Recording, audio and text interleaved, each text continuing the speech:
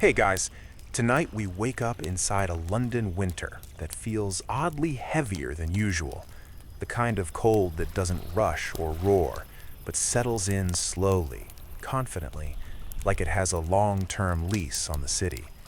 You are standing somewhere near the Thames before dawn, your breath puffing out in pale clouds that linger just a second longer than they should. The sky is a dull pewter color, and the air smells faintly of coal smoke, damp wool, and yesterday's fog that never quite left.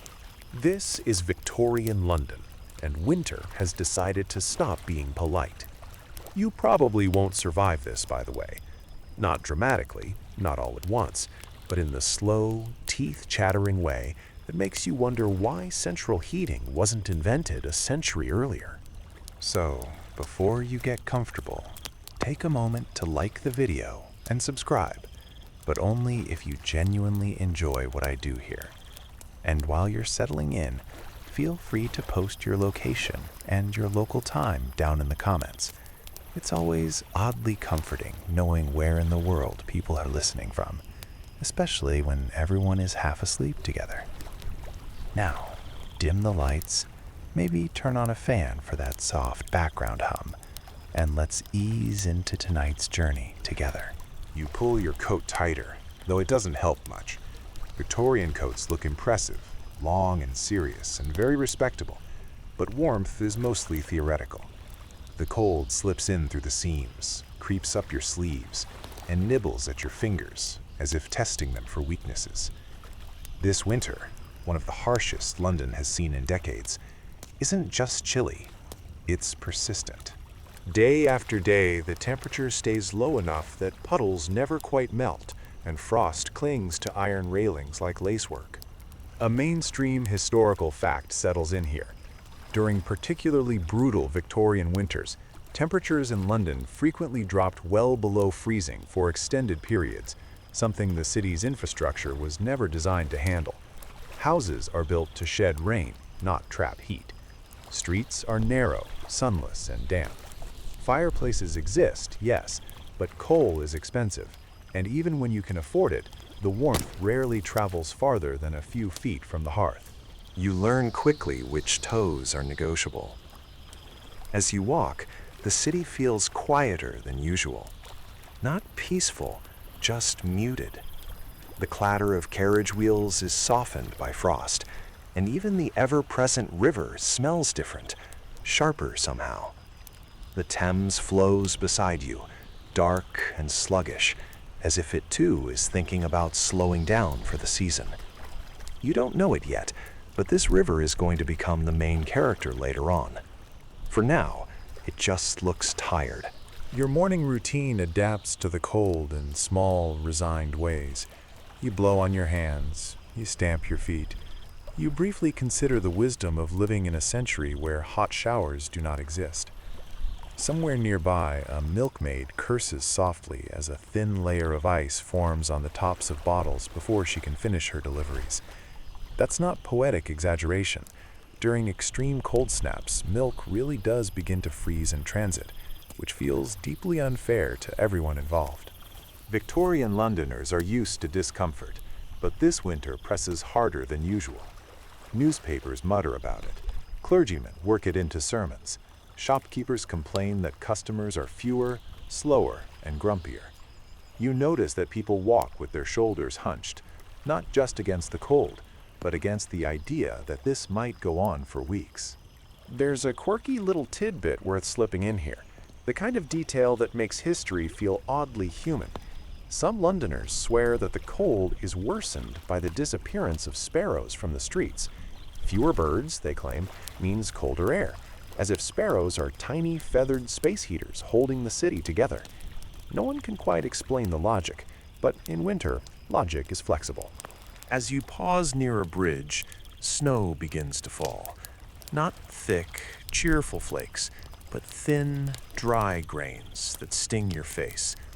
Snow in London is rare enough to be exciting, but this kind doesn't invite play.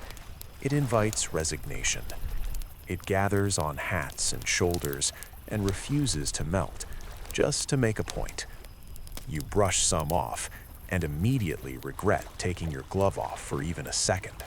Historians still argue whether these extreme Victorian winters were purely natural climate variations or subtly influenced by industrial pollution already thickening the air.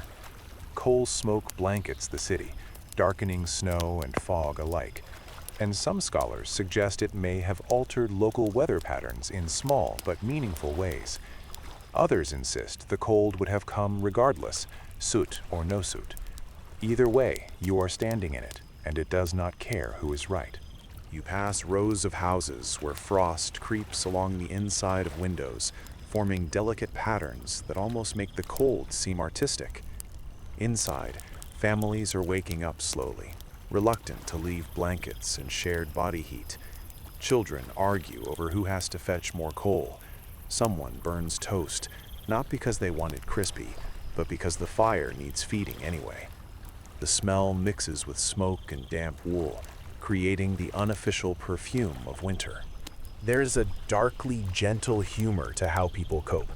You overhear a man joke that if the cold gets any worse, the Queen herself will start charging admission just to stand near Buckingham Palace's fireplaces.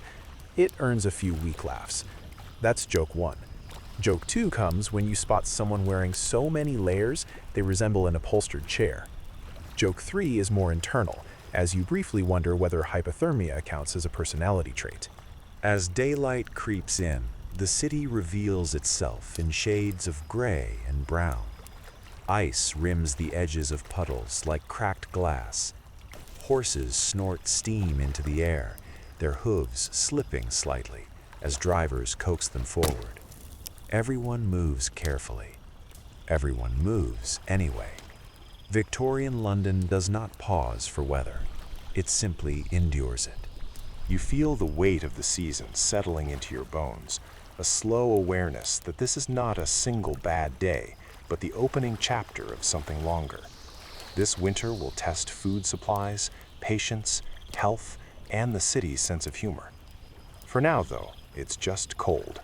Quietly, relentlessly cold, as you take another breath and watch it drift away in the air. You wake later than you want to, not because you've slept well, but because climbing out from under blankets feels like a strategic error. The cold has crept into the room overnight, quietly, patiently, the way it always does. Your breath fogs the air before you even sit up. Somewhere nearby, a floorboard creaks as the house contracts in protest. Morning routines in Victorian London don't begin with alarms. They begin with surrender. When you finally swing your feet onto the floor, the shock travels straight up your legs, a sharp reminder that rugs are decorative lies. You dress quickly, though quickly still involves stiff fabric, cold buttons, and the mild panic of fingers that don't quite bend yet. Wool undergarments itch, outer layers hang heavy, and everything smells faintly of smoke and damp. You are now dressed for winter, which mostly means you are dressed for disappointment. Outside, the streets greet you with a thin glaze of ice that turns every step into a negotiation. Cobblestones, charming in summer, become ankle-snapping traps in winter. You watch others move with careful, shuffling steps, eyes trained downward, dignity temporarily suspended. Falling isn't just embarrassing, it can be dangerous. A broken bone in Victorian London is not a small inconvenience. It's a long, expensive, possibly life-altering event. A solid historical fact settles in as you walk. London had no organized street gridding or salting system during most of the Victorian era. Ice stayed where it fell, sometimes for weeks, polished smooth by passing boots and carriage wheels. Accidents increased, quietly but noticeably. Newspapers recorded them with a tone that suggested mild surprise every single time, as if ice slipping was a brand new concept. Your breath puffs rhythmically as you move, little clouds keeping time with your steps. The cold seems louder in the morning, sharper, as though it hasn't yet been dulled by the day's activity. Shop fronts are slow to open. Fingers fumble with locks. A baker stamps his feet while waiting for an assistant, who is quite reasonably late. You briefly envy cats, who have clearly made superior life choices. There's a strange etiquette to cold mornings. People don't linger. Greetings are shorter. Conversations end with an apologetic nod instead of a flourish. Everyone is conserving heat and energy, emotional and otherwise. Even the city's usual chaos feels restrained, as though London itself is trying not to shatter. You pass a water pump where a small queue has formed. Drawing water in winter is a gamble. Pumps freeze, buckets ice over before you get home. Some households resort to chipping ice from the tops of containers, a task that feels more Arctic expedition than daily chore.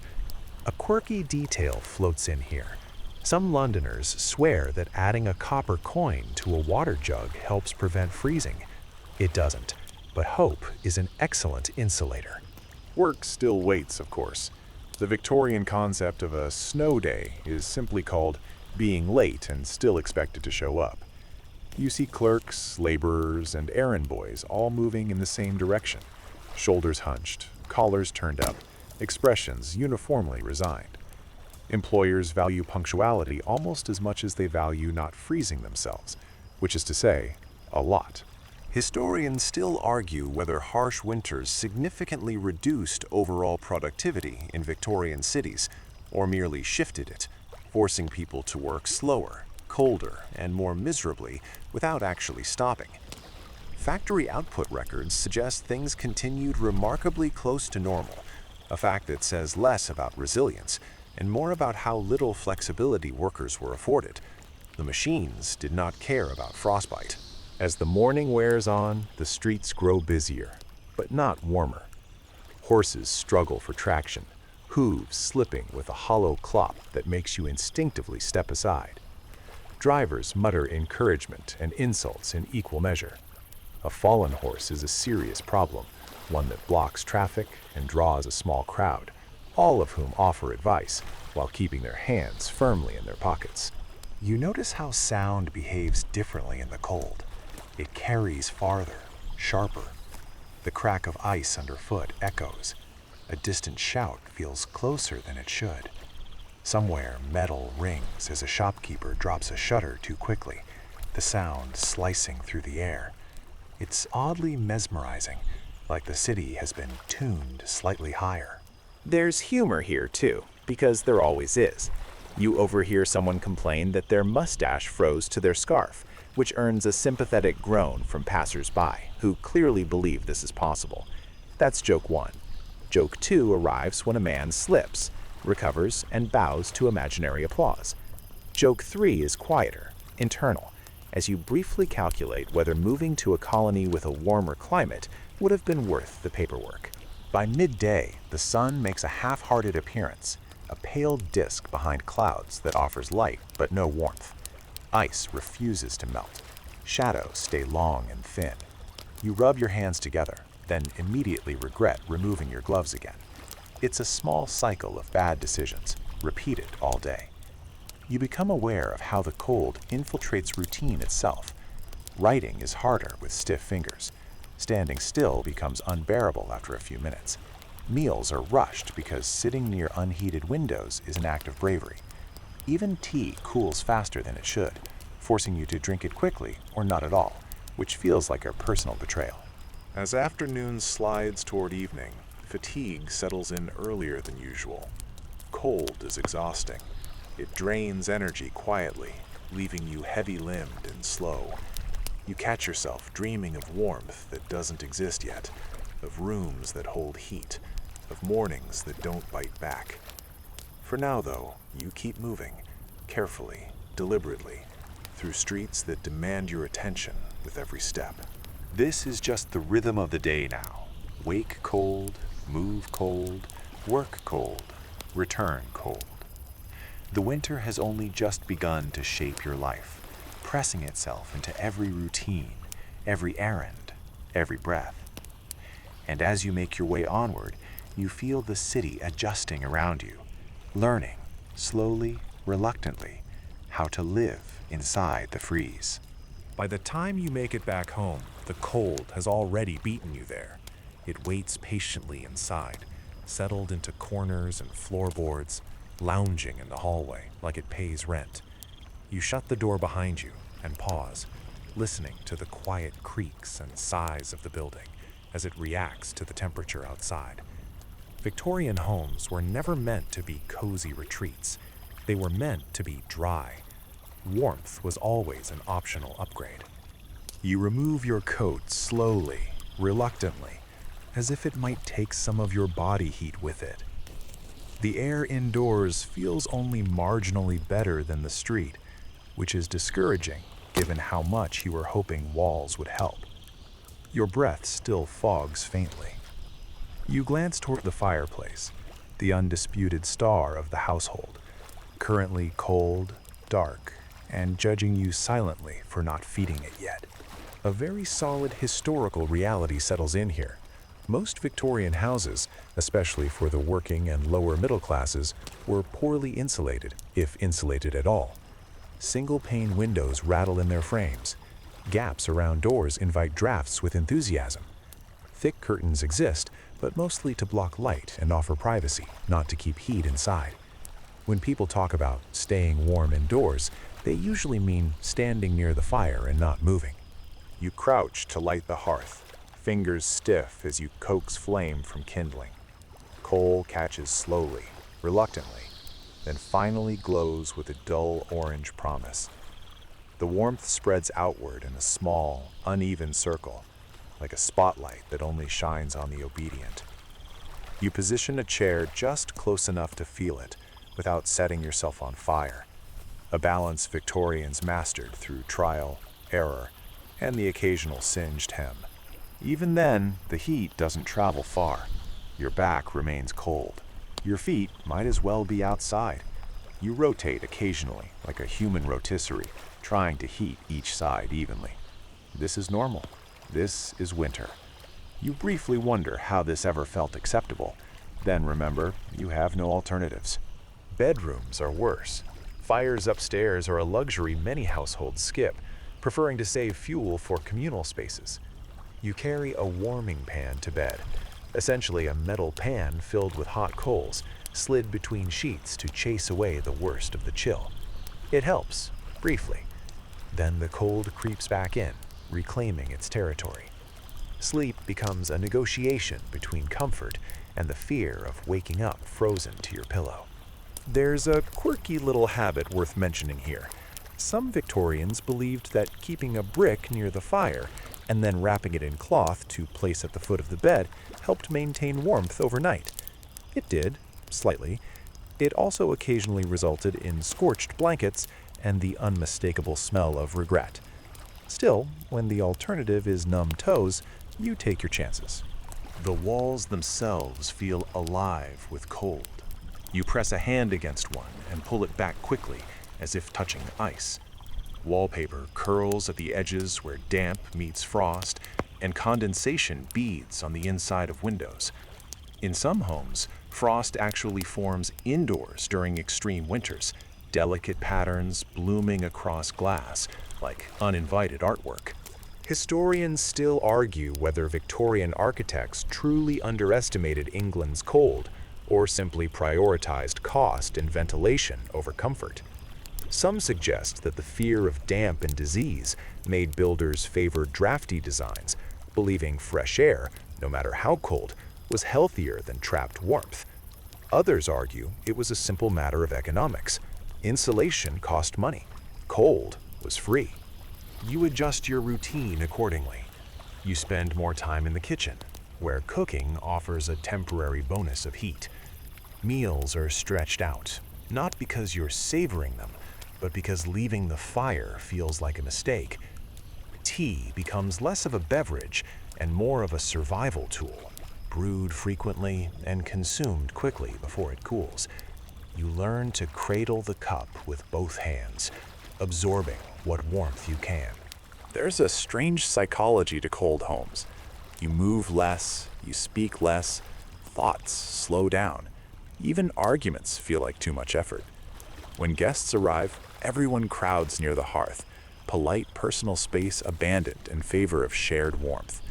This leads to awkward elbows, stepped-on feet, and the occasional apology murmured through chattering teeth.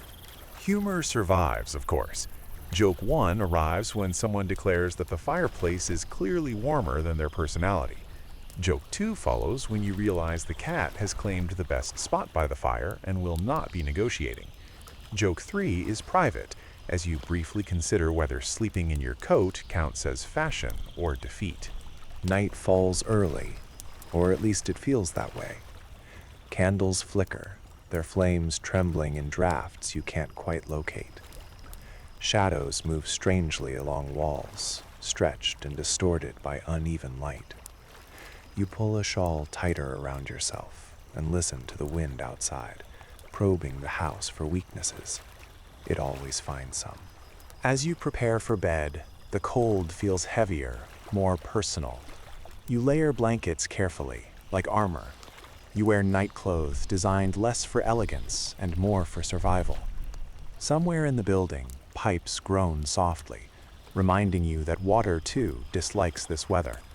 Frozen pipes are a real risk, one that can turn a bad winter into a catastrophic one. Yet there is a quiet intimacy to these cold interiors.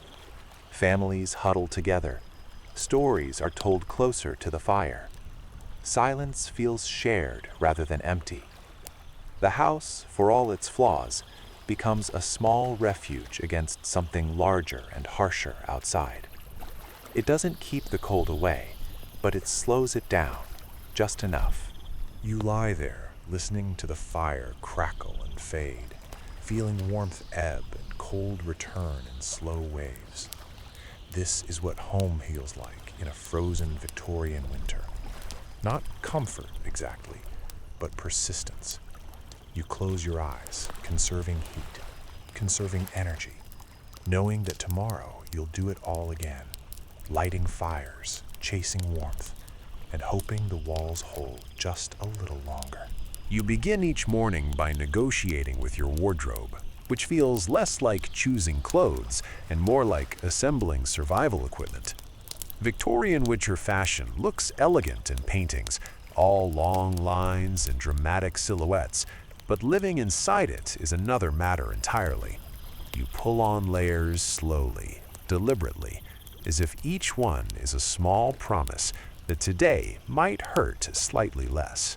The first layer is thin and practical, meant to sit close to the skin. It does very little. Over that comes wool, itchy, heavy, and absolutely everywhere. Wool is the unsung hero of Victorian winter, trapping air, holding warmth, and making everyone faintly miserable at the same time. You add another layer, and then another. By the time you're finished, you feel less like a person and more like a well-dressed stack of fabric with opinions. A mainstream historical fact fits neatly here. Most Victorians relied on multiple layers of wool and cotton rather than any kind of specialized winter wear. There are no synthetic fibers, no thermal linings, no clever insulation. Warmth comes from bulk, friction, and hope. The more you wear, the warmer you are, at least in theory. You wrap a scarf around your neck, tucking it in carefully to block drafts. Hats are non-negotiable. Heat escapes through the head, people say, and while the science is more complicated, the experience is convincing enough. Your hat presses your hair flat and smells faintly of smoke and last winter. Gloves go on last, though they make simple tasks like buttoning coats into frustrating little puzzles. Footwear is its own challenge. Boots are sturdy, leather thick enough to resist water for a while, but insulation is minimal. Straw or newspaper stuffing is sometimes added for extra warmth, an improvised solution that works just well enough to be worth the effort. You step into your boots and feel the cold waiting patiently for you, already planning how to seep in. There's superstition woven into all of this. A quirky tidbit drifts through your thoughts. Some Victorians believed that wearing flannel could ward off illness as well as cold, acting almost like a protective charm against winter ailments. Flannel undergarments become wildly popular, itchy enough to distract you from worrying about pneumonia. Whether they truly help or just make everyone uncomfortable is up for debate. You step outside and immediately understand why people keep adding layers until movement becomes optional. The wind finds gaps you didn't know existed. It slides down collars, sneaks up sleeves, and settles against your spine with malicious intent. You pull your coat tighter, grateful for its length, even as it brushes against icy air near the ground. Coats themselves vary wildly by class. If you're well off, your outerwear is tailored, heavy, lined, and designed to impress as much as insulate. If you're not, it's practical, worn thin in places, and repaired so often it barely remembers its original shape. Either way, the cold does not discriminate. It treats everyone equally, just at different speeds. Historians still argue whether Victorian winter mortality was more influenced by poor housing or inadequate clothing. Some point to threadbare garments and worn boots as key contributors, especially among the poor. Others argue that even well-clothed individuals suffered once indoors, where drafts and damp air undid much of what layers achieved outside. The debate continues, quietly, in warm modern offices. As you walk, you become acutely aware of how your clothes shape your movement. Long skirts or coats restrict your stride. Layers stiffen your joints. Turning quickly becomes a calculated risk. You waddle more than walk, conserving heat and balance in equal measure. Falling is still a concern, and bulky clothing makes getting up feel like an athletic event you did not train for. There's humor in the struggle. Joke 1 arrives when you realize you cannot raise your arms fully without strategic planning. Joke 2 follows when you see someone drop something and simply stare at it, clearly debating whether retrieval is worth the effort. Joke 3 is internal, as you wonder if adding one more layer would finally solve everything, or just tip you into immobility. Accessories multiply. Shawls are draped and redraped. Mufflers appear, long tubes of knitted fabric that trap hands and warmth together in an awkward truce. Some people carry small hand warmers, metal containers filled with hot coals or chemicals that produce gentle heat. They work briefly and then cool into little reminders of optimism gone wrong. You notice how fashion adapts in small ways. Darker colors dominate, hiding soot and wear. Heavier fabrics replace lighter ones. Even posture changes, shoulders rounding inward to protect the chest. The cold becomes part of the silhouette, shaping how everyone looks and moves. Yet, for all the layers, winter still seeps in. Your nose goes numb, your ears ache. Your fingers lose dexterity despite gloves.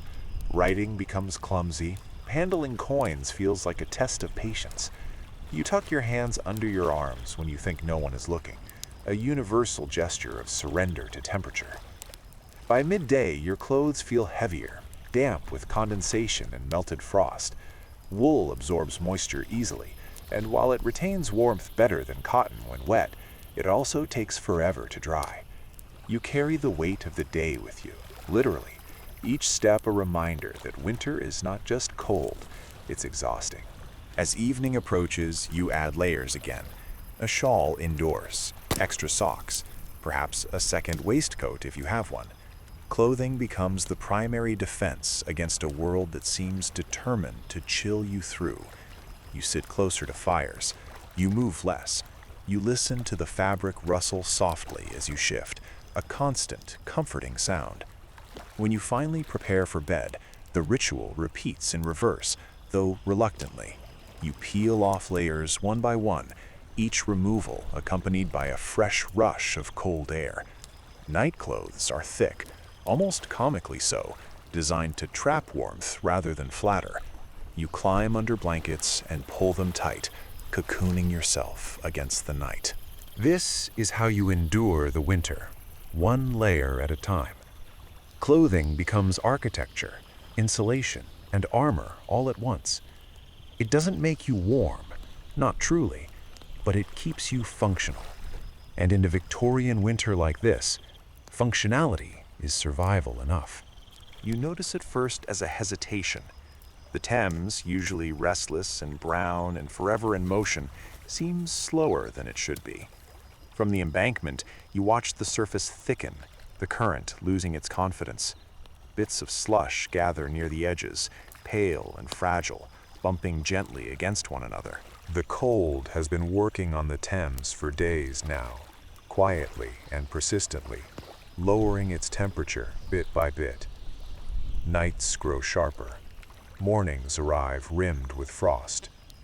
And then one day, you realize the water no longer looks like water at all, but something heavier, darker, more deliberate. Londoners slow their steps near the river, drawn in by the same uneasy curiosity. A clear historical fact anchors this moment. During some of the coldest winters of the Little Ice Age, the Thames froze solid enough to support people, animals, and even temporary structures. While this didn't happen every winter, it happened often enough in the early modern and Victorian periods to be remembered, written about, and quietly expected when the cold lingered long enough. This winter feels like one of those. You lean over the railing and see thin sheets of ice forming, cracking softly as they collide. The sound is faint but constant, a brittle whisper beneath the city's usual noise. Barges struggle. Boatmen poke at the surface with poles, testing it, swearing when the ice resists. Trade slows. Ferries cancel crossings. The river, London's great artery, is beginning to stiffen. There's a strange thrill in the air. Fear, yes, but also excitement. The Thames freezing is rare enough to feel almost magical, especially if you don't think too hard about what it means for food supply, employment, and general survival. Children press close to adults, eyes wide. Vendors linger near the banks, sensing opportunity even before it fully arrives. A quirky tidbit slips in here. Some Londoners believe the river freezes more easily because it's tired, weighed down by sewage, debris, and centuries of use. The Thames, in this telling, isn't just cold, it's exhausted.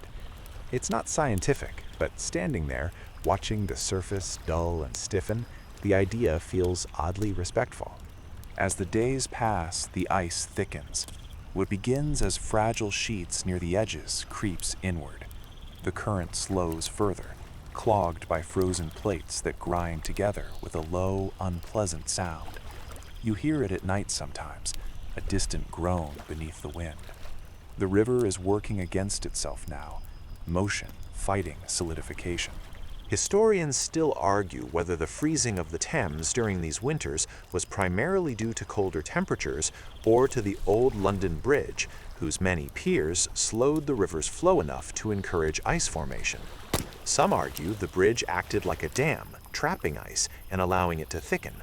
Others point to broader climate patterns, insisting the cold alone was enough. Either way, the river does what it does, indifferent to academic debates. You watch as the first brave or foolish individuals test the ice. A boot touches down, lifts, touches again. A pause, a careful step. When the ice holds, a small crowd gathers, murmuring approval. Someone laughs, sharp and surprised. The sound carries far across the frozen surface. It feels wrong somehow, like laughing in a cathedral. Soon, more follow. People step cautiously onto the ice near the banks, staying close to escape routes. No one trusts the center yet. That trust will come later, once the freeze proves itself. For now, it's enough to stand where water once flowed, feeling the river's stillness beneath your feet. The cold intensifies, as if encouraged by this success. Nights deepen, stars feel sharper. The ice grows thicker, opaque now, streaked with trapped bubbles and debris. The Thames is no longer just freezing, it is frozen, at least in parts. Boats are trapped, their hulls locked in place like insects in amber. There's humor, because there always is. Joke one arrives when someone declares the river finally learned to sit still. Joke 2 follows when a man claims he can hear fish complaining beneath the ice. Joke 3 is internal, as you briefly consider whether walking on a frozen river counts as exercise or poor judgment. The city reacts in uneven ways. Some see wonder, some see danger. Officials issue warnings that are mostly ignored. After all, the ice looks solid, and everyone else is doing it. That logic has never failed humanity before. Vendors start planning. Entertainers take notes. The frozen river isn't just a novelty, it's a blank stage. At the same time, quieter consequences ripple outward. River trade halts almost entirely. Goods pile up on both banks, waiting for a thaw. Coal deliveries slow, which feels especially cruel given the weather. Prices begin to twitch upward. You feel the change even if you don't fully understand it yet. The freeze is no longer just something you can look at, it's something you live inside. Standing there, bundled in layers, you feel the cold rising from below as well as above. Ice radiates chill differently than flowing water, sharper somehow. You shift your weight, suddenly aware of how thin the boundary is between spectacle and disaster. A crack echoes somewhere nearby, loud and sudden. People freeze, not the river, the people, then relax when nothing follows. As twilight settles in, the frozen Thames takes on a strange beauty. The surface reflects fading light and dull silvery patches. Smoke drifts low above it, reluctant to rise. The city feels paused, as if holding its breath. You linger longer than you mean to, drawn by the quiet enormity of it. This river has defined London for centuries, carrying goods, waste, stories, and lives. Now it lies still, transformed by cold into something both familiar and alien. You turn away eventually, feet numb, fingers aching, knowing this freeze is only beginning to shape what comes next. The Thames has stopped moving, and when something that large stops, the whole city feels it. You step onto the frozen Thames with a mix of caution and curiosity, the ice answering your weight with a dull, reassuring firmness. It feels wrong in a way that's hard to describe, like standing on a street that shouldn't exist. The river beneath your boots is silent now, no longer tugging or pulling, just holding still as if it's decided to become land for a while. Around you, others do the same, testing, trusting, slowly believing. It doesn't take long for belief to turn into activity. The first stalls appear almost overnight.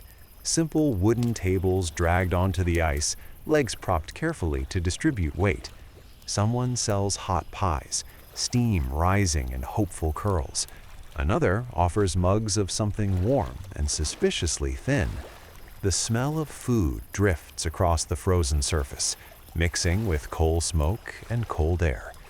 Against all logic, the Thames begins to feel lively.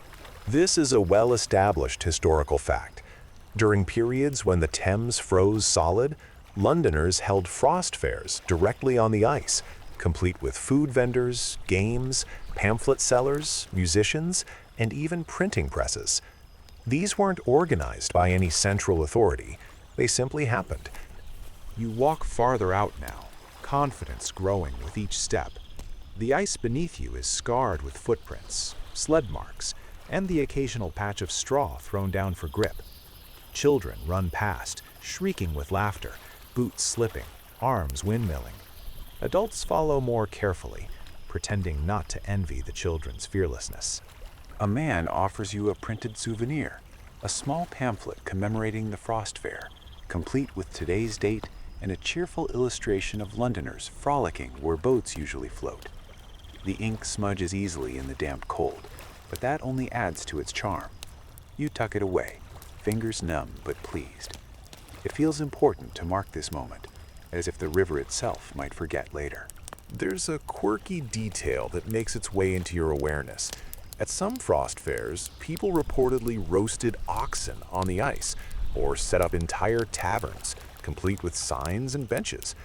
Whether this happened as often as stories suggest is debated, but the fact that people believed it could happen says everything about the mood.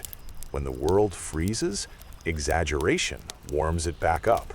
Historians still argue whether frost fairs were primarily acts of celebration or denial. Some view them as joyful expressions of community resilience, moments of light in an otherwise harsh season. Others argue they were distractions, masking the real suffering caused by the freeze: lost jobs, stalled trade, rising prices. Standing here, surrounded by laughter and steam and brittle cold, it's easy to believe both at once. The sounds are unexpected. Music drifts across the ice, thin and reedy but persistent. Someone bangs a drum. Somewhere, a fiddler plays a tune that skips and stumbles like cold fingers on strings. The ice carries sound strangely, amplifying some noises while swallowing others. Laughter travels far. So does the crack of shifting ice, which sends brief ripples of unease through the crowd before being collectively ignored. You wander past games of chance, dice thrown onto a cloth, bets placed with gloved hands. Nearby, a man demonstrates a curious contraption, promising it will heat a room twice as fast as a fireplace while using half the coal. No one fully believes him, but they listen anyway. Hope is cheap on the ice. Joke 1 arrives when someone slips and declares it excellent practice for future dignity loss. Joke 2 follows when a vendor claims his pies are so hot they could melt the river, a statement no one challenges. Joke 3 is internal, as you realize you're standing in the middle of a frozen river eating a snack and thinking, yes, this seems reasonable. The ice itself becomes a character in the day. People tap it, listen to it, talk about it as if it might answer back. Cracks appear here and there, long pale lines spreading slowly, like thoughts you'd rather not finish. When one forms too close to a stall, there's a brief, polite panic as everything is relocated a few feet away. The fair adapts, shifting like a living thing. From the banks, spectators watch, some choosing not to step onto the ice at all. They shake their heads, amused or concerned, perhaps both. Officials occasionally appear, issuing warnings that drift away unheard. There's no real way to police a frozen river full of determined Londoners, and everyone knows it. As daylight fades, lanterns appear, their warm glow reflected dully in the ice. Smoke hangs low, unwilling to rise. The fair feels almost dreamlike now, a temporary city built on cold and confidence. You linger longer than you should, reluctant to give it up. This is history happening under your feet, fragile and fleeting. And yet, beneath the cheer, the river never fully lets you forget itself. Every creak, every groan, every distant crack is a reminder that this land is borrowed. You feel it even as you laugh, even as you sip something warm. The Thames is allowing this, for now. Eventually, you turn back toward the shore, boots scraping carefully. The warmth of the fair fades behind you, replaced by the sharper cold of evening. You step onto solid ground again, surprised by how strange it feels. The river lies frozen behind you, dotted with light and life, a temporary miracle carved out of winter. Tomorrow, the fair will grow, or shrink, or crack. No one knows yet. For now, it exists, improbably joyful, balanced between celebration and danger. And as you walk away, you carry the image with you. London dancing, briefly, on its own frozen heartbeat. Morning comes again, cold and unapologetic, and with it the familiar realization that work has not frozen just because the river has. The frost fair might sparkle with novelty, but your employer remains deeply uninterested in seasonal miracles. You pull yourself together, layer by layer, and step back into a city that expects productivity regardless of temperature, ice, or common sense. Factories hum as usual. their chimneys coughing smoke into the brittle air. Offices open their doors. Shops raise their shutters with stiff, complaining hands. The rhythm of work continues, slowed slightly by numb fingers and icy streets, but never truly paused. Victorian London runs on routine, and winter is not considered an acceptable excuse.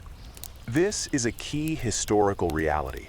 Despite extreme cold, most Victorian industries continued operating through winter, including during severe freezes. Factories relied on coal-fired steam engines that, ironically, functioned better in cold weather than overheated summer months.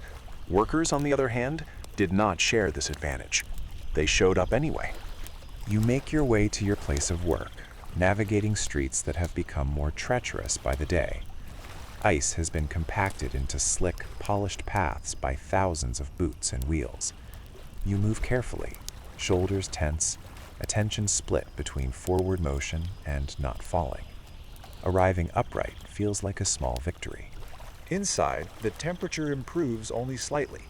Large rooms are difficult to heat, and fires are placed more for symbolism than effectiveness. Windows are kept closed to keep out the cold, but drafts still snake their way in.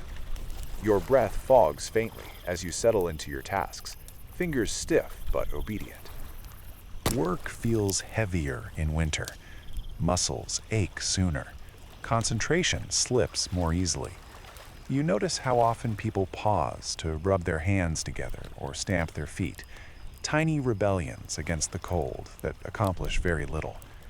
Tea breaks are treasured, not for rest, but for warmth. Cups are held close to faces, steam inhaled like medicine. A quirky detail circulates among workers.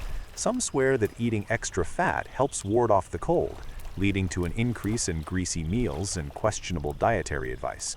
Bacon becomes a minor hero of winter. Whether it truly helps or simply boosts morale is unclear, but no one complains too loudly. Historians still argue whether winter conditions significantly increased workplace accidents, or whether Victorian safety standards were already so low that cold made little measurable difference. Some records suggest spikes in injuries during icy periods, while others show business continuing with grim consistency. The truth likely lies somewhere in between, lost among underreported slips and quietly endured pain. You glance out a window and catch a glimpse of the frozen Thames in the distance, dotted faintly with movement and color. It feels unreal, like a painting hung in the wrong place. The contrast is striking. People laughing on the ice, while you sit indoors, counting hours until dusk. The novelty of the freeze fades quickly when you're not invited to enjoy it. By midday, fatigue sets in. Cold drains energy in subtle ways, making every task feel slightly harder than it should. You catch yourself moving more slowly, thinking more carefully, conserving effort. Conversations grow shorter.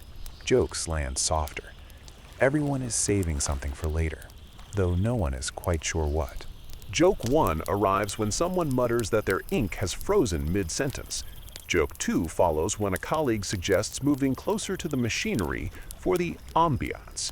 Joke 3 is internal, as you briefly fantasize about a job that involves blankets and no deadlines. Outside, deliveries are delayed.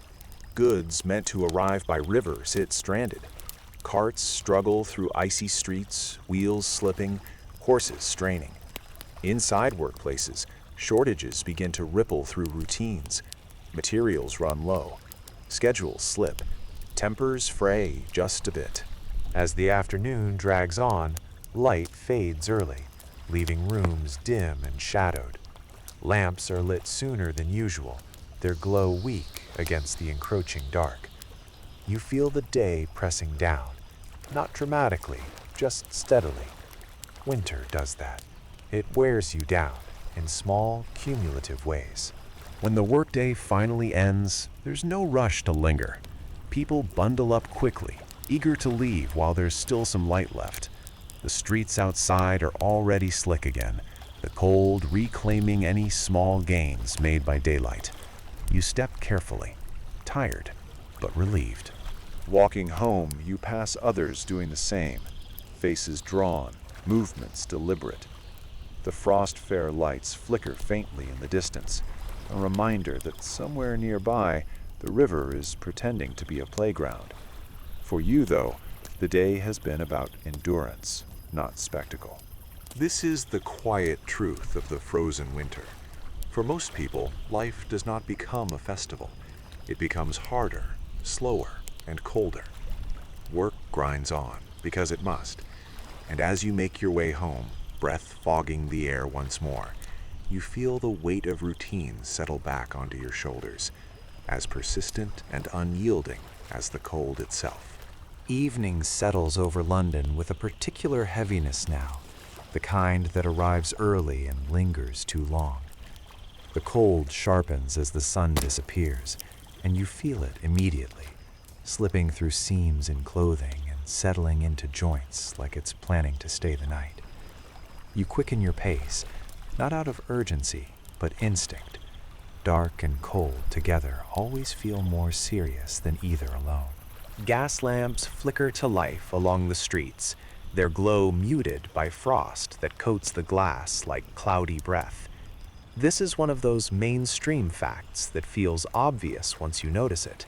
Victorian London relied heavily on gas lighting, and cold weather often caused fluctuations in pressure, making lamps dimmer, hissier, and more unreliable. Some streets glow confidently, others look half asleep. You pass shop windows rimmed with ice on the inside, displays dulled by condensation that never quite clears. Bakers are still at work, their ovens offering rare pockets of warmth that spill briefly into the street when doors open. You slow unconsciously near these places, savoring the heat like a cat pretending not to care. The smell of coal smoke thickens in the evening air. Everyone is feeding their fires now, desperate to push back the cold for a few hours before bed. The sky above London hangs low and pale, reflecting the city's glow in a way that makes it hard to tell where clouds end and smoke begins. Historians still argue whether this kind of winter weather intensified London's already infamous smog, or whether the cold actually helped disperse it at times. Either way, breathing feels like work. You turn into narrower streets where the ice has been less disturbed and therefore more treacherous. Your boots crunch softly, testing each step. Somewhere nearby, someone laughs too loudly, the sound sharp in the cold air, then quickly disappears. Noise behaves differently in winter, traveling farther, lingering longer.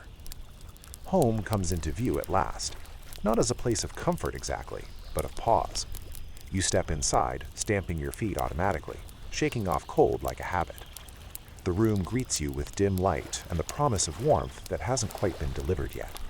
A small fire burns, more hopeful than powerful. This is where Victorian evenings truly begin, with the careful rationing of heat. Coal is expensive, and fires are managed with almost ceremonial attention. You add a piece, then wait, watching flames catch slowly, like they're considering whether the effort is worth it. Joke 1 arrives as you think that the fire has better boundaries than most people you know.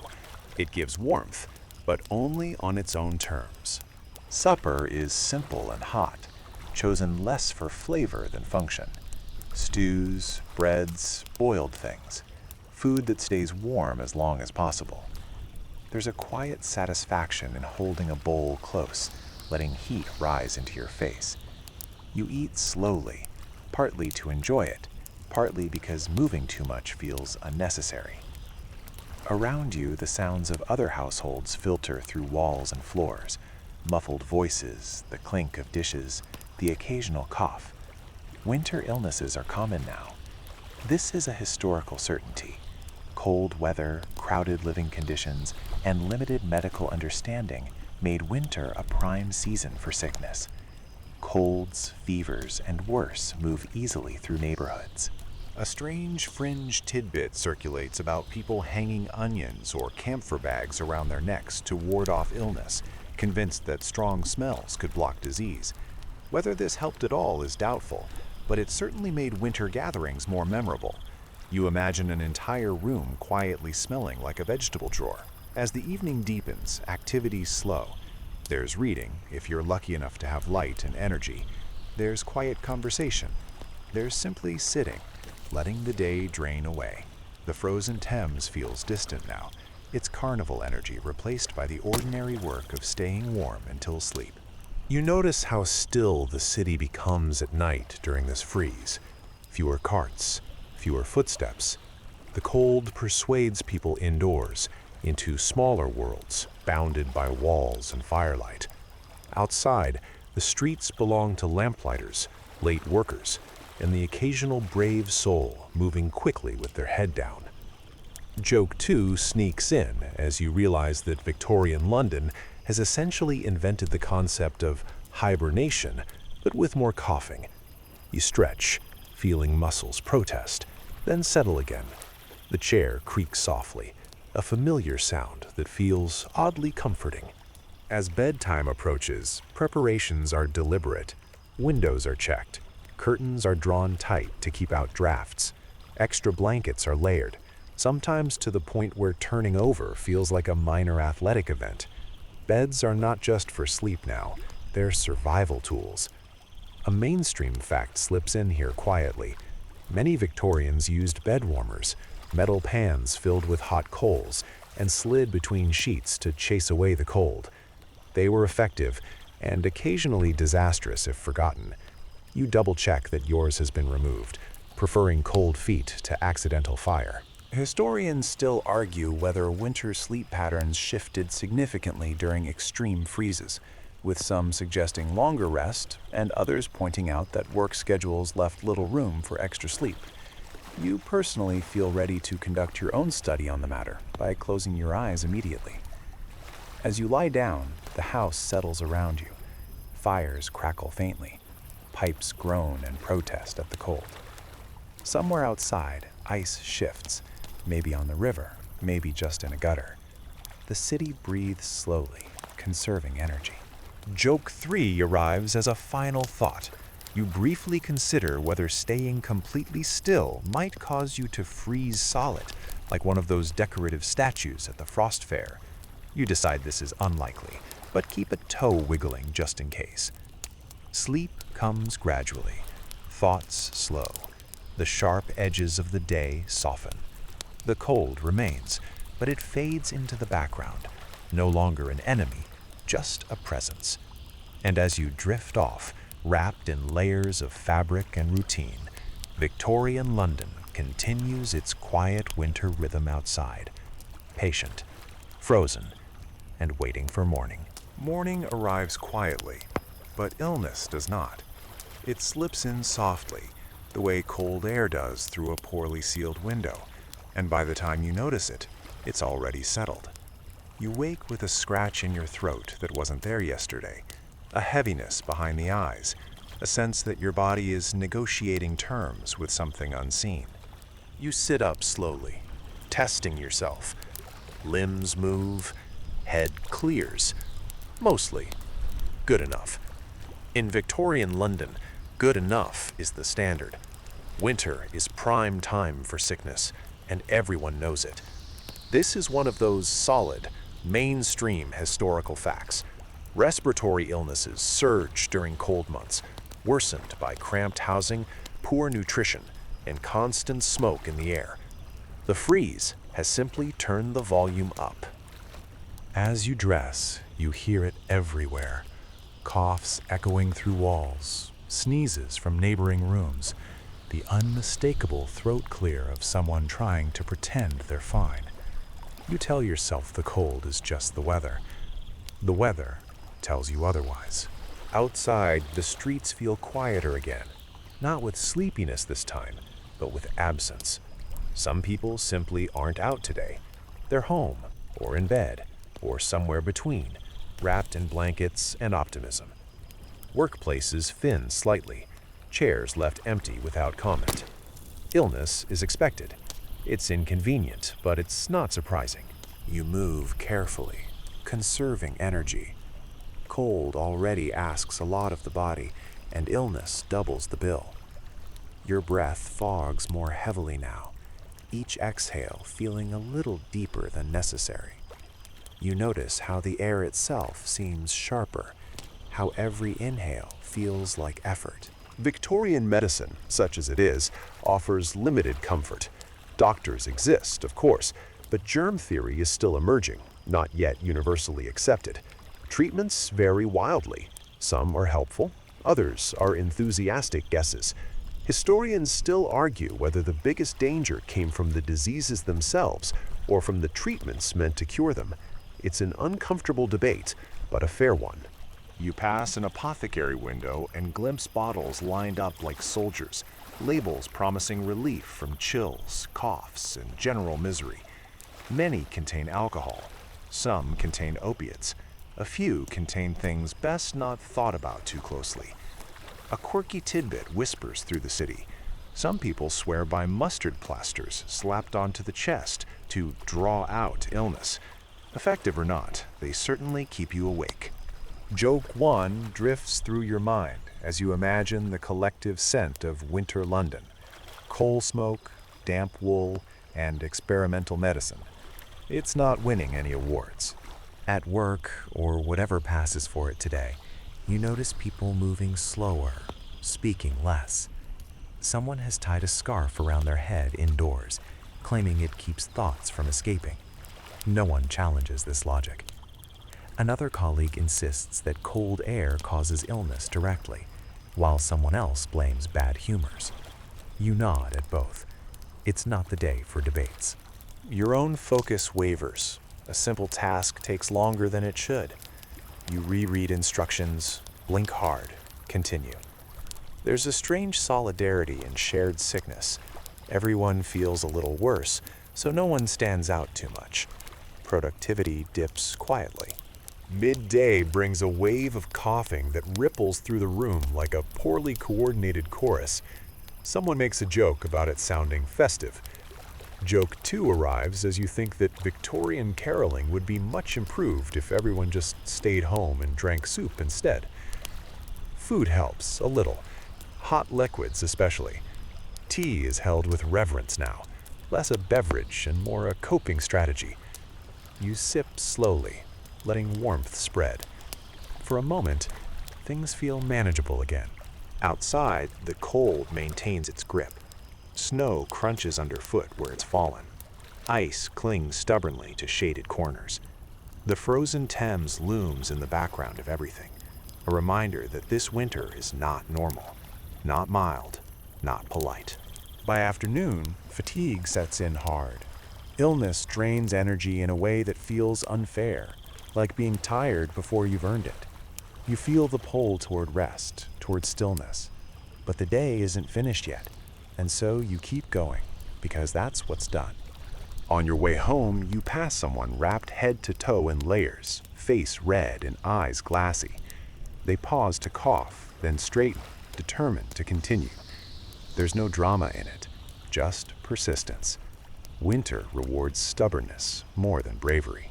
Back indoors, the house feels different when you're sick. Smaller, quieter. You settle near the fire, grateful for its presence, even if it barely dents the cold. You remove damp gloves and hold your hands out, palms open, like the fire might offer advice. This is when folk remedies truly shine. Someone suggests hot milk with spices. Another swears by rubbing goose fat on the chest. A neighbor mentions that sleeping with a scarf around your neck prevents illness from escaping into your dreams, which sounds unscientific, but oddly comforting. Joke 3 surfaces as you realize that Victorian healthcare is essentially a subscription service where no one's sure what they're subscribed to. As evening deepens, symptoms soften slightly, or maybe you just stop paying attention. You eat something warm, slowly, tasting less than usual.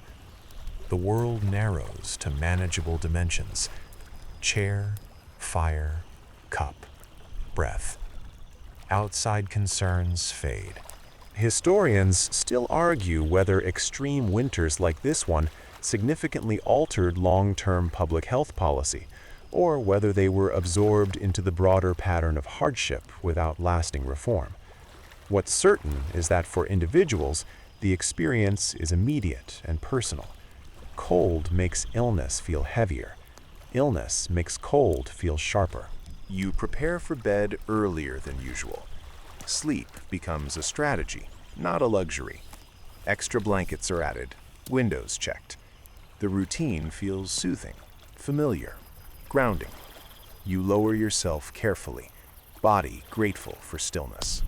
As you lie there, listening to distant coughs through walls and the faint crackle of fire, the city feels fragile. Not broken, just tired. And you are too. The cold presses in. Illness hums softly in the background, and you let yourself rest, knowing that tomorrow will bring its own negotiations between warmth, work, and whatever your body decides to do next. The following morning greets you with a brittle quiet that feels heavier than usual. You pull yourself upright, testing each limb with the careful patience of someone aware that yesterday's cold and illness might linger in residual stiffness. Every joint clicks faintly. Every breath reminds you of the frozen air. And you realize that winter in Victorian London is not just an external condition. It becomes a part of your body, a permanent, insistently cold companion. Outside, the streets glitter deceptively. Thin layers of ice catch the weak morning light, creating a tapestry of fragile brilliance. One wrong step, and the illusion of beauty turns sharp and painful. People shuffle along, boots scraping carefully, arms tucked, scarves pulled high. You join them, your posture instinctively defensive, treating each cobblestone like it might be a trap. Every movement is measured, deliberate. A factual reminder anchors you. Transportation in winter London was notoriously unreliable. Horse-drawn carriages struggled over icy roads, wheel ruts filled with slush, and accidents were frequent enough to make cautious travel a necessity. While some Londoners found alternative routes or slowed their pace, for most, the daily commute became a test of endurance and patience, not speed. Each step outside is a minor triumph.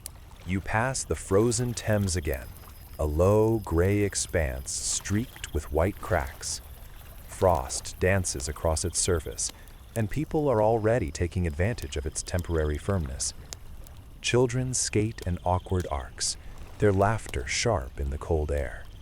Vendors balance precariously on makeshift platforms, selling pies, mulled cider, and small trinkets. A pamphlet flaps in the wind, ink smeared slightly, bearing the exaggerated promise that this winter is the grandest in living memory. There's a quirky detail here. Some daring souls have created makeshift slides and games directly on the ice, using straw, wooden planks, and sheer optimism to fashion entertainment that is thrilling, if not entirely safe. The ingenuity is remarkable, the risk undeniable. As you watch, you feel a flicker of envy for anyone willing to embrace it fully. Historians still argue whether the social gatherings on the frozen Thames, these frost fairs, were primarily festive events or coping mechanisms, ways for communities to confront harsh winter realities with shared joy. Standing here, it's clear both perspectives have merit. People are laughing and celebrating, but the backdrop is always the threat of collapse, both of ice and of circumstance. The air itself seems sharper today, carrying distant sounds with clarity. Voices travel across the river, and the low groan of ice under the weight of new crowds is unmistakable. You notice that sound behaves differently when cold. It travels farther, lingers longer, and imposes itself on attention, even when you try to ignore it. The city speaks in a sharper, more brittle tone during winter. Your journey takes you toward the market. Snow clings stubbornly to rooftops, and slush forms in the street, turning your careful steps into a negotiation of balance and judgment. You pass laborers trudging under heavy loads, their breath misting visibly with every exhale. Each one carries both cargo and patience, qualities equally taxed by frost. it's easy to see how energy is slowly sapped from even the most determined bodies. Inside the market, warmth is tentative. Fires and hearths and stoves provide small islands of comfort, while drafty doorways let in gusts of icy air. You step near a kettle, letting steam envelop your face, a small reprieve. Around you, vendors argue softly with customers, gloves removed briefly, fingers red and stiff. Everyone is aware of the cost of winter: time, comfort, energy, patience. And yet, commerce continues. Life continues. A humorous moment appears when a vendor complains that his sausages have frozen mid-display, standing upright like tiny soldiers. Someone nearby jokes that they're ready for battle. Another laughs and suggests that perhaps they should be knighted instead. You allow yourself a small smile at the thought. Food and warmth in the market feel transactional but vital. Hot pies, steaming broths, mulled wine, and thick breads are not luxuries. They are tools for survival. You watch a family divide a loaf carefully, each portion considered, each crumb significant. Survival in winter is never about abundance. It's about careful allocation of resources. The cold also imposes an unusual rhythm on human interaction. Conversations are brisk, gestures minimized. People huddle close for warmth, sharing proximity while minimizing conversation. Silence itself becomes a small comfort, a way of conserving energy and heat simultaneously. You notice that even laughter feels deliberate, sparing, and precious. Back on the streets, the frozen Thames looms again, a constant reminder of both danger and delight. Some have ventured further onto the ice than is sensible, while others stay near the banks, content with cautious steps. Every movement across that river is a negotiation between thrill and fear, an unspoken acknowledgement that nature, no matter how frozen, remains powerful. You pass a young man experimenting with a skimming game, sliding flat boards across the ice and racing them to a finish line. It's precarious, reckless, yet mesmerizing. The ice groans under the strain of feet and boards alike, sending tiny shivers across the river. You are grateful to remain on solid ground, at least for now. Joke 2 arrives quietly as you imagine the ice reporting complaints to some invisible bureaucracy above. Too many people, too much cheer, not enough respect for natural authority.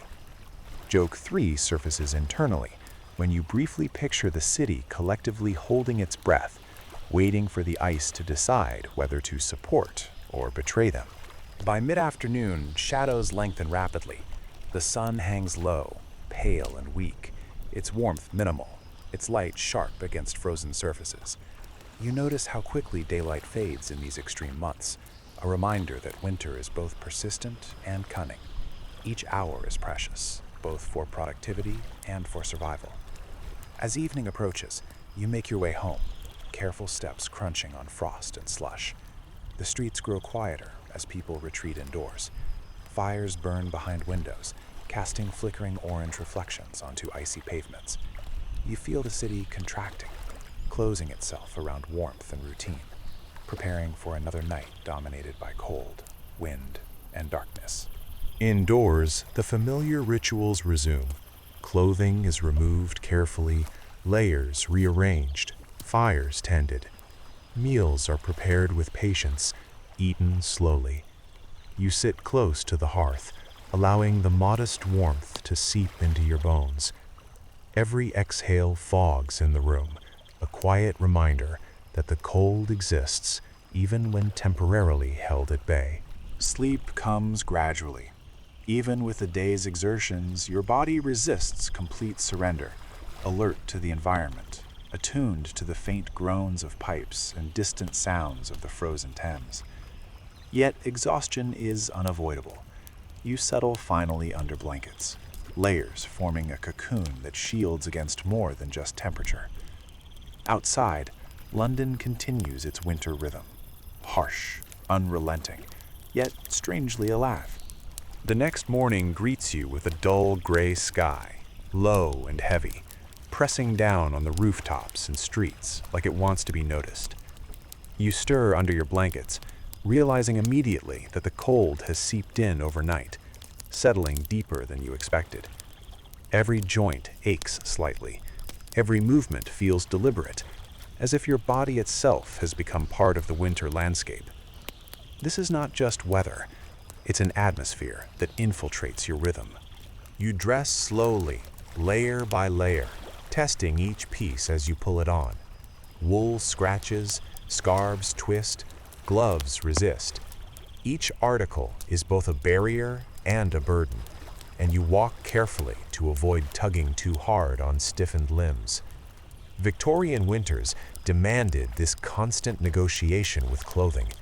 Warmth was available only through persistence, patience, and strategic layering.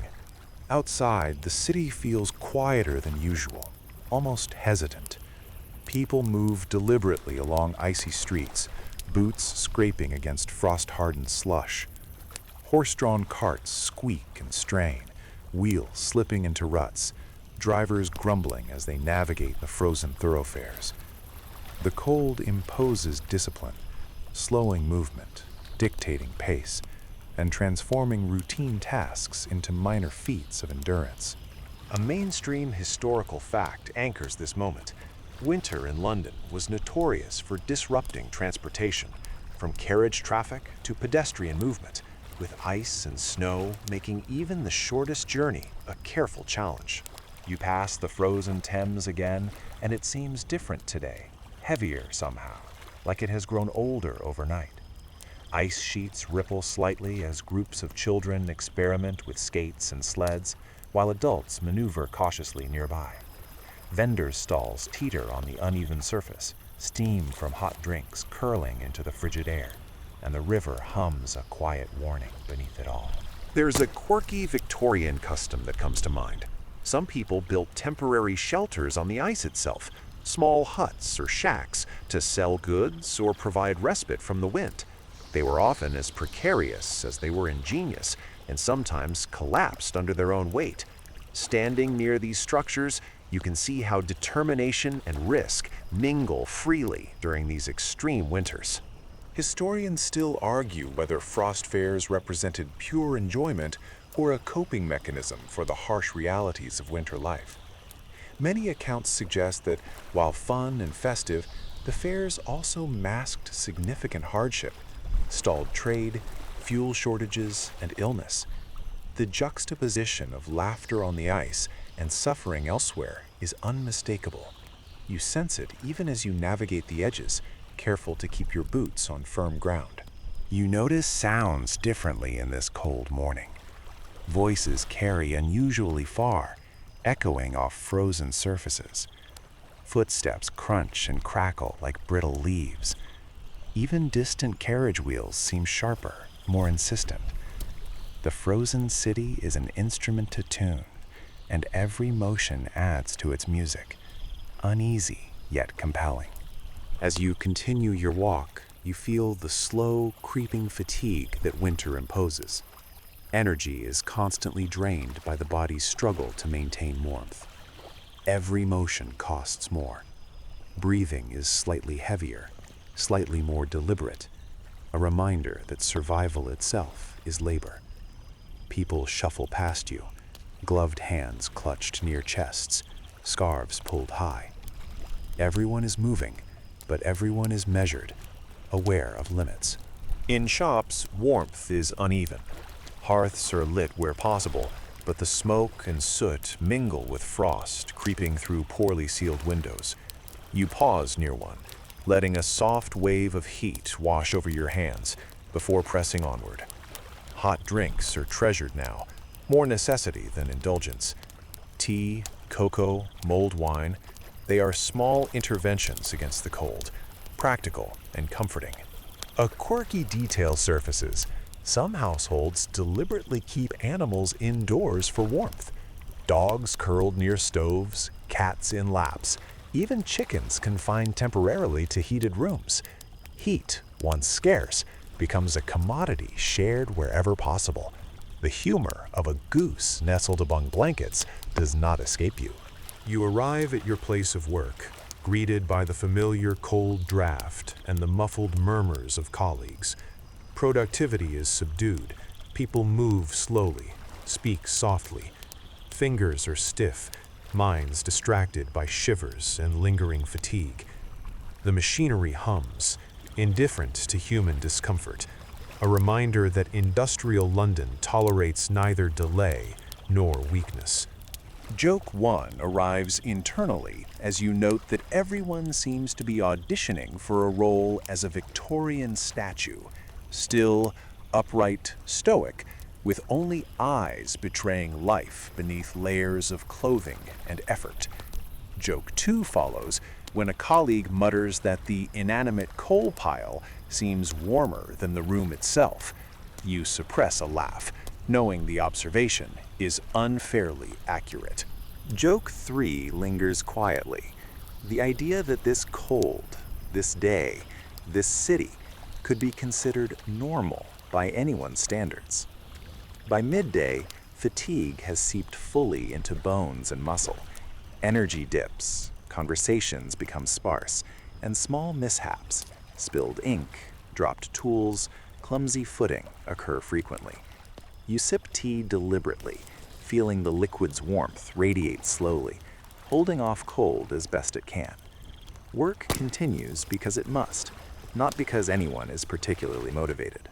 Outside, the Thames glints faintly under a pale sky. Children experiment with skating again, laughter cutting sharply across the air. Adults cluster near edges, boots scrabbling for grip. The ice groans under weight, a constant reminder that this temporary land is fragile. You step carefully, appreciating the distance between your everyday survival and the more reckless delights taking place nearby. Returning home, you notice the pattern repeating. Streets grow quieter in late afternoon. Shadows lengthen. Lamps flicker to life. Fires are tended more carefully now, as evenings demand more attention to warmth than any other task. Supper is simple, hot, sustaining. Even with the small comforts, the cold lingers. It presses against windows, drifts through keyholes, seeps beneath doors. Sleep is not an escape. It is a negotiation, a brief reprieve from the body's ongoing work to stay alive, alert, and warm. By bedtime, the day's exertions are fully felt. You lie down beneath layers of blankets, listening to faint groans of pipes, the distant creak of streets, the soft murmur of the city. Outside, the Thames rests, frozen and patient, waiting for the next day.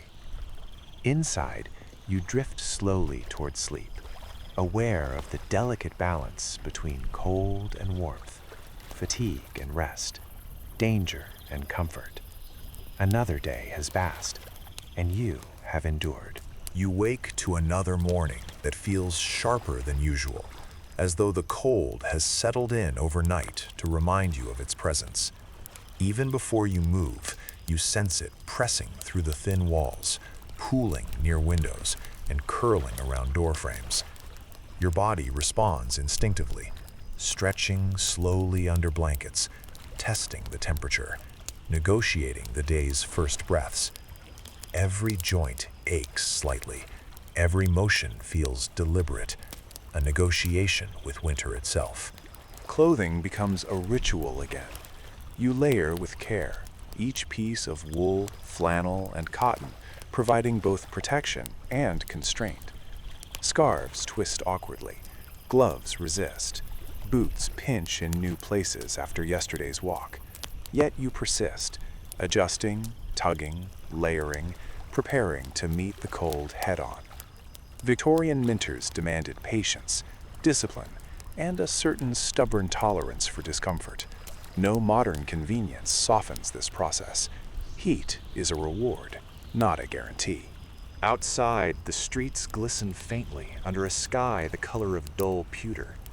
Ice lurks everywhere, on steps, roadways, and alleyways, demanding careful attention. You move deliberately, boots scraping against hardened slush, scarf pulled high, shoulders hunched against the wind. A mainstream historical fact supports your caution. Street maintenance was minimal in these winters. Roads froze, snow piled unevenly, and icy surfaces became commonplace, making each journey a careful exercise in balance and patience. The frozen Thames dominates your view again. Its surface is now an expanse of pale gray, streaked with white lines from cracks and the repeated footsteps of daring walkers. Children experiment with skating, sliding awkwardly in pairs or alone, laughter cutting through the still air. Vendors balance precariously, trays of pies and mugs of mulled wine wobbling as the ice shifts. Steam curls and mingles with smoke from chimneys, creating a haze that softens shapes and blurs edges, making the river seem both magical and perilous. A quirky detail emerges. Some daring individuals have placed temporary games and competitions on the ice, from sled races to small obstacle courses. Safety is minimal, inventiveness maximal. You observe carefully, enjoying the spectacle from the shore, aware that every slip or wobble carries the constant whisper of danger. It's a city improvising on ice, simultaneously joyous and fragile. Historians still argue whether frost fairs were primarily expressions of communal resilience or simply ways to distract from the hardships of winter. Many accounts suggest that while festive, these gatherings often occurred alongside shortages of fuel, delayed goods, and increased illness. Standing there, you feel the duality, laughter and spectacle, paired with the persistent reminder that survival requires vigilance and planning. Sounds carry strangely in the cold. Voices, footsteps, even the scrape of sleds echo more sharply than usual. Ice groans under weight, warning those who venture too far from solid ground. The city itself seems amplified, its rhythms slowed yet intensified, each sound a punctuation in the ongoing struggle with winter. As you move toward the market, the cold begins to fatigue the body more thoroughly. Energy is taxed simply by existing. Every motion requires deliberation. You pass laborers trudging under heavy loads, their breaths fogging in the air. Gloved hands clutched tightly, scarves tucked securely. Each step both necessary and exhausting. Even a short walk feels like a minor expedition. Inside the market, warmth is a fragile luxury. Hearths and stoves offer small islands of comfort, but drafts creep from every window and doorway. Hot drinks are not indulgences, they are sustenance, comforting both body and mind. Tea, cocoa, and mulled beverages circulate with a quiet reverence, shared among those who understand the real value of warmth in these days. A quirky tradition persists. People bring small animals indoors for heat. Cats curl near stoves, dogs huddle against legs, and in rare cases, chickens are temporarily housed in warm corners. The sight is odd, the practicality unquestionable. Humor drifts through the room silently, a shared acknowledgement of human adaptation to extremes. By midday, the cumulative effects of cold and fatigue are apparent. Movements slow, voices soften, and even machinery seems louder against the quiet, determined effort of hands and minds. Tasks that would be mundane in warmer months feel disproportionately challenging. Tea breaks, conversations, and small moments of warmth are cherished as survival tactics, not leisure. Outside, the Thames continues to dominate. Skaters glide, vendors balance, children run, all atop a surface that is both beautiful and treacherous. The river, frozen yet alive with activity, becomes a stage on which the city experiments with resilience and celebration simultaneously. You remain on solid ground, appreciating the spectacle while noting the constant tension beneath it. Evening descends with speed. Daylight fades quickly, shadows stretch, and the cold intensifies. Streets grow quieter as residents retreat indoors. Fires are tended more carefully, meals eaten slowly, and clothing adjusted yet again to retain precious warmth. The city contracts into pockets of heat, human and mechanical, each household negotiating survival as the night approaches. At home, you follow familiar rituals, layering blankets, tending fires, preparing meals, and creating small zones of comfort.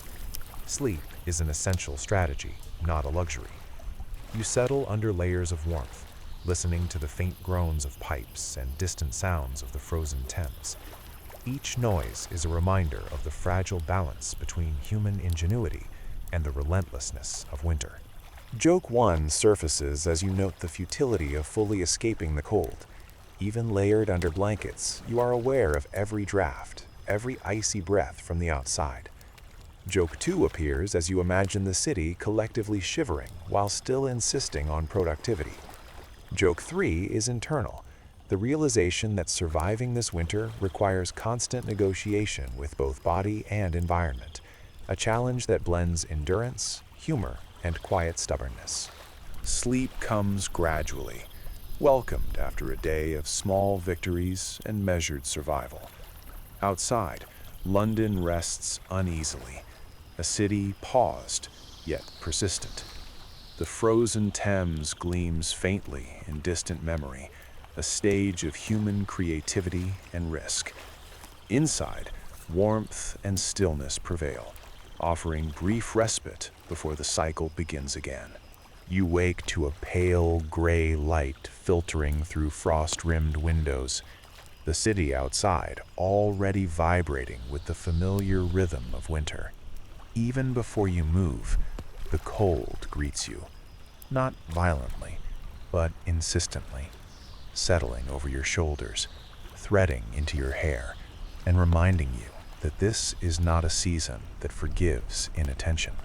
Your body responds cautiously, joints creaking, muscles protesting, but ultimately obeying the familiar routine of layering, stretching, and preparing to face another day dominated by frost. Stepping outside, the streets present a familiar tableau of endurance and adaptation. Ice clings to steps, alleyways, and main thoroughfares alike, polished into treacherous surfaces by countless boots and carriage wheels. You move deliberately, boots scraping, scarf wrapped tightly, eyes scanning for hazards. Every step is calculated, every shift in weight intentional. The mainstream historical truth is clear. Winter streets in Victorian London were notoriously hazardous, with pedestrians, carriages, and animals negotiating slick surfaces daily, often resulting in minor injuries or delays. It's not dramatic, it's just reality. The frozen Thames dominates the horizon, a vast expanse of pale, cracked gray. The surface shimmers under the weak morning light, streaked with white fissures where previous footsteps and sled tracks have left their marks. Children glide awkwardly on skates, their laughter cutting through the still air, while adults edge cautiously, keeping to the safety of the riverbank. Steam rises from vendors' stalls and mingles with smoke from chimneys, creating a soft, ethereal haze that blurs edges and tempers the harshness of winter. A quirky detail catches your eye. Someone has set up a makeshift slide using planks and straw, letting children and a few daring adults race down toward the riverbank. The structure wobbles precariously, and you can see the tension in every body as the first skater begins the descent. Whether it holds or collapses is a small gamble, and watching it is a reminder of human ingenuity and audacity in the face of persistent hardship. Historians still argue whether these frost fairs represented pure entertainment or were acts of resilience, ways for Londoners to create moments of joy amid harsh conditions. The answer seems obvious as you watch. Both. Laughter, risk, and community all mingle on the ice, but beneath it lies the ever-present undercurrent of necessity. The city must continue, trade must flow, and survival requires adaptation. As you continue walking, the soundscape of winter London impresses itself upon you. Voices travel farther across the frozen surfaces, echoing from walls and buildings. Footsteps crunch rhythmically over frozen slush. Sleds scrape along the ice with faint squeals. Even distant carriage wheels seem louder, sharper, more deliberate in the brittle air. The city speaks in the language of frost, demanding attention and respect. You pass laborers moving heavy loads, their breaths fogging visibly in the air, gloved hands clutched tightly. Each step is laborious. Every exertion is amplified by cold. Children run, slipping occasionally, laughter punctuated by brief cries of alarm. Life continues, stubbornly and imperfectly, despite, or perhaps because of, the freezing conditions. Inside shops and homes, warmth is sparse but carefully allocated. Fires and stoves and hearths create islands of comfort, and hot drinks are shared eagerly. Tea, cocoa, and mulled beverages are more than indulgence, they are survival. Fingers wrap around mugs as if drawing sustenance from heat itself, and the social choreography of shared warmth is subtle but pervasive. A quirky tradition continues. Small animals are kept indoors, curling near stoves or on laps, their body heat a silent addition to human efforts at maintaining comfort. By midday, fatigue from the unrelenting cold begins to accumulate. Movements are slower, conversations shorter, and minor mishaps, spilled ink, dropped utensils, missed steps, become more frequent. You sip tea deliberately, drawing warmth inward, appreciating small comforts, while acknowledging that the day is long and the cold unyielding. The frozen Thames remains a backdrop to all activity. Vendors balance trays, skaters glide, and the occasional performer braves the ice to entertain. You watch from solid ground, appreciating the spectacle while remaining conscious of the fragility beneath each footstep. Ice, no matter how thick, carries an inherent risk, a reminder of the precariousness that underpins even moments of joy. Evening approaches, shadows lengthen, and the streets grow quieter. Residents retreat indoors, fires are tended carefully, meals are eaten with deliberate slowness, and blankets are arranged to retain precious warmth. Sleep is approached strategically, not indulgently, a necessary negotiation with body, environment, and circumstance. The city contracts into pockets of heat, human and domestic, as the night presses down and winter exerts its persistent authority. At home, familiar routines resume. You settle near the fire, letting its faint warmth radiate outward. Meals are simple and sustaining, eaten slowly. Layers of blankets are added, and sleep becomes the ultimate tool for survival, a momentary surrender to both exhaustion and the city's rhythm. Outside, the Thames lies frozen, patient and imposing, a constant reminder that winter is both an adversary and a stage for human adaptation. Joke 1 arises internally. The thought that even layered under blankets, one is never fully free of winter's reach. Joke 2 follows as you imagine the entire city collectively navigating the same small, deliberate motions of survival. Joke 3 surfaces quietly, the recognition that endurance, adaptation, and ingenuity define this frozen rhythm. Not heroics or spectacle, but persistence and careful attention to detail. As night settles, the city feels fragile, yet enduring.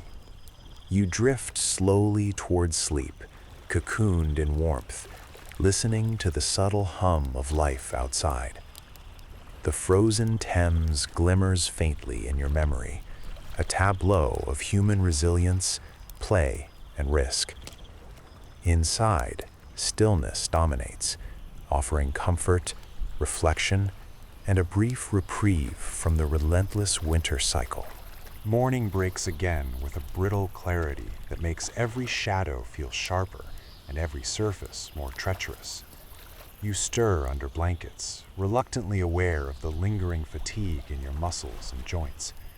The cold seems to have settled in overnight, like a persistent visitor, subtle yet insistent, reminding you that Victorian winters are long, and London does not forgive inattentiveness. Even minor movements are measured, stretching, pulling on clothes, layering scarves and gloves with deliberate care. Each article of clothing is both a defense and a slight annoyance, a necessary compromise in the daily negotiation with winter. Stepping outside, the city greets you with its familiar chorus of crunching boots, slipping horses, and muted conversations. Ice covers roads and sidewalks unevenly.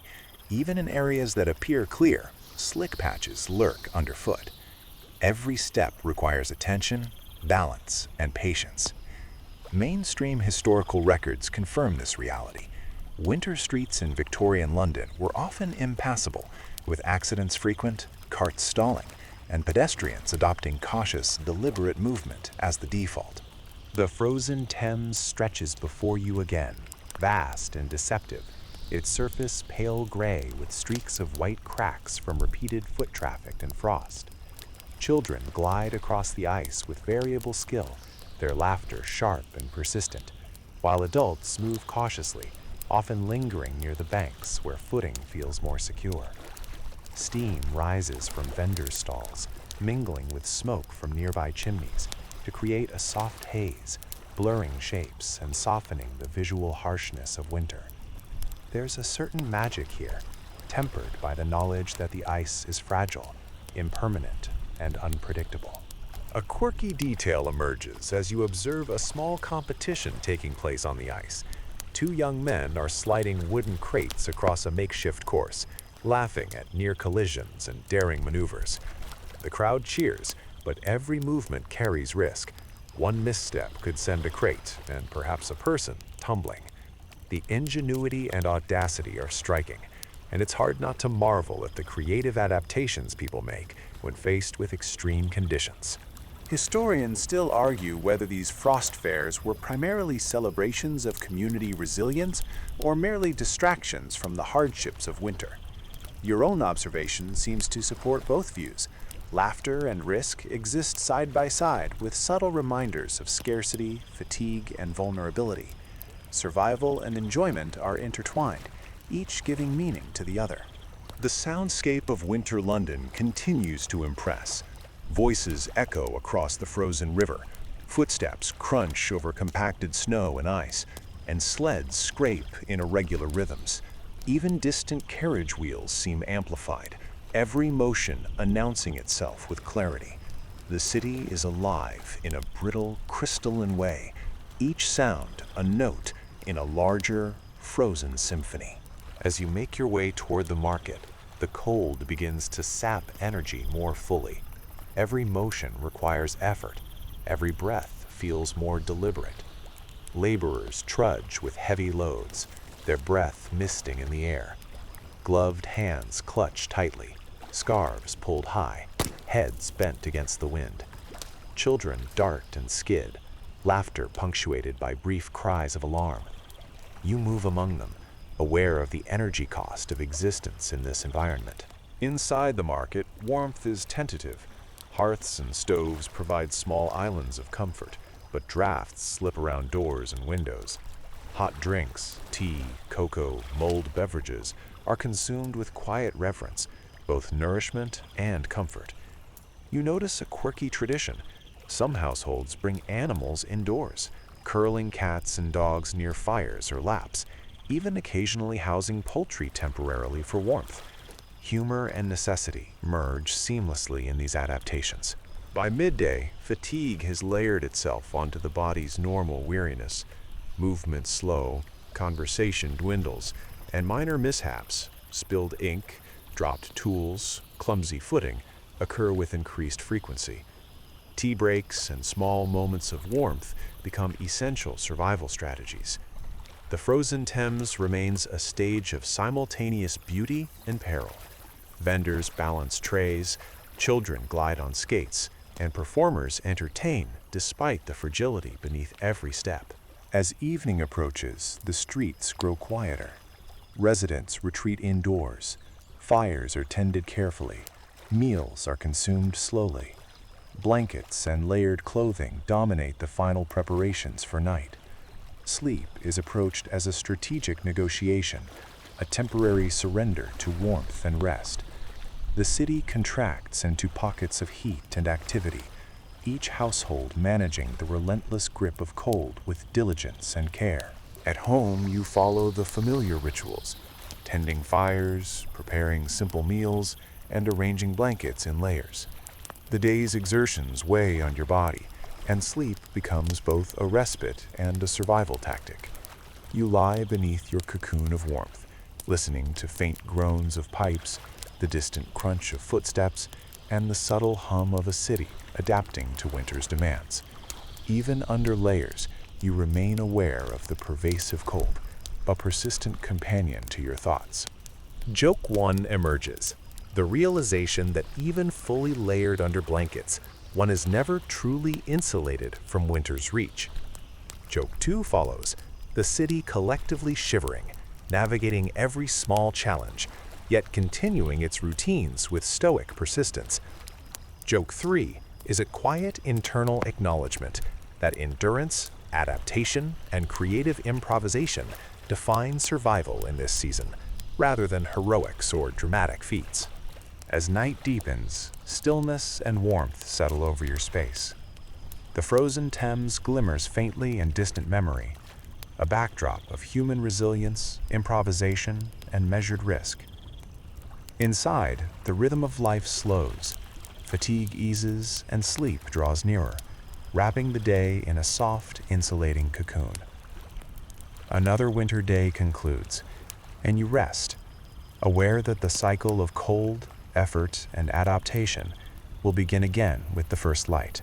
Morning comes with a soft, muted light that barely warms the streets. You wake slowly, stretched and stiff from the nights spent under layers of blankets, cocooned against the relentless cold. The chill lingers even indoors, drifting through cracks in doors and windows, reminding you that the winter is unyielding. Every movement, from bending to pulling on your gloves, requires careful negotiation. Victorian winters, you think, are less a season and more a way of life, a slow, persistent test of endurance. Outside, the streets glimmer with frost, each surface reflecting a pale, cold brilliance. Ice hides in unexpected patches, and even familiar routes feel unpredictable. Boots crunch and scrape over frozen slush. Horses move cautiously, their breath misting in rhythmic puffs. It is the kind of morning where every step feels like a small victory, a negotiation between caution and necessity. A mainstream historical fact settles in. Victorian London's winters routinely disrupted daily routines, forcing workers and pedestrians alike to contend with hazardous streets, icy waterways, and unpredictable weather. The frozen Thames stretches before you, vast, pale, and deceptively calm. Children skate with uneven skill, laughter slicing through the frigid air. Adults move more cautiously, sometimes simply observing the spectacle from the banks. Vendors balance precariously on the ice, trays of pies, mugs of mulled wine, and small trinkets wobbling dangerously with every step. Steam rises and mingles with smoke from chimneys, creating a soft haze that transforms the harsh landscape into a muted painting. It's beautiful and treacherous all at once, a reminder that winter commands attention and respect. Quirky details appear as you watch. Small makeshift slides and obstacle courses have been constructed on the ice, evidence of both creativity and daring. Children, and some adults, race, tumble, and recover, each movement a lesson in persistence and resilience. The ice groans under weight, a constant reminder of its impermanence. You step carefully, observing from the bank, aware that both joy and danger coexist in delicate balance. Historians still argue whether these frost fairs were celebrations of community resilience or simple distractions from the difficulties of extreme winter. Both are true. Laughter mingles with fatigue, Risk exists alongside careful planning, and every action seems tempered by the ever-present cold. Winter forces perspective. Even moments of enjoyment carry subtle reminders of hardship. By midday, fatigue has accumulated. The cold drains energy slowly, silently. Even small exertions feel taxing. Fingers ache, breath comes more deliberately. Tea, cocoa, or mulled wine offer brief warmth, more for mental reprieve than physical comfort. Conversations are quieter, movements slower, but the city persists. Laborers continue their work, vendors balance goods, children and adults navigate the ice with equal parts care and daring. Winter enforces a rhythm of endurance. Evening descends early, shadowing streets and narrowing the city into pockets of light and warmth. Fires are tended carefully, meals are simple and sustaining, and blankets become essential tools for survival. Sleep is approached not as indulgence, but as strategy, a negotiation between the body's exhaustion and the environment's relentless cold. At home, you follow familiar rituals. Layers of blankets are adjusted, fires checked, meals eaten slowly. The warmth feels temporary but precious, a small victory against the persistent chill. The city hums faintly outside, distant footsteps crunching, the occasional cough, the soft murmur of life continuing despite hardship. The frozen Thames gleams in memory, a silent testament to human creativity, courage, and adaptation. Now comes the wind down, soft and deliberate. You settle fully into your blankets, feeling their weight like a protective cloak. Breath slow, muscles relax, and the mind begins to soften. Outside, the city continues its frozen rhythm, but you are safely cocooned, aware that persistence and endurance are often quieter virtues than spectacle or drama. Thoughts drift gently towards simple comforts, warmth, rest, and the faint promise of another day. The chill, once intrusive, becomes a background hum, a gentle reminder of how far you've come simply by enduring. Focus shifts inward, the slow rise and fall of breath, the cozy embrace of layers, the faint crackle of fire nearby. The ice on the Thames, the skaters, the laughter and struggle, all these images fade gently into the background, leaving a calm hush that soothes the mind. Sleep is no longer a goal, but a natural state. The frozen city persists beyond your consciousness, a distant rhythm that continues without demand. You rest, trusting in the routines, the warmth, and the quiet order of the evening. The cold exists, but it no longer imposes. In this moment, comfort and stillness dominate, and the city, frozen though it is, continues its unspoken harmony. Slow your thoughts. Let the chill that pressed in all day soften to a distant echo. Feel the weight of blankets as a gentle embrace, each layer a soft barrier against winter's insistence. The city outside continues its frozen rhythm, muted and persistent, but it exists separately from you. Breath rises and falls naturally, slow and steady, and every exhale carries away a little tension, a little fatigue, leaving calm in its wake. Allow your body to sink fully into the mattress, every muscle releasing, every joint resting. Even the distant footsteps across icy streets all fade into the background as your mind drifts.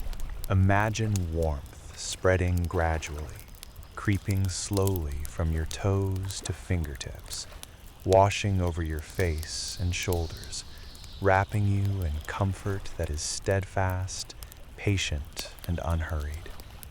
Outside, the Thames lies frozen and silent, a backdrop to a city that moves and shifts. But here, inside, time stretches and softens. Thoughts of cold, struggle, and effort are replaced with gentle images of heat, quiet, and ease. The frost, once pressing, is now a distant memory, an echo you observe without concern. Let your breathing guide you deeper into calm. Feel the softness around you, the quiet around you, and the slow, comforting weight of night settling completely. The frozen streets, the laughter of children on ice, the distant hum of human persistence, all are tucked far away, leaving only a soothing hush. You are safe. You are warm. You are resting. Each breath carries you further into stillness, and sleep finally arrives, gentle, unhurried, and complete. End of script. Sweet dreams.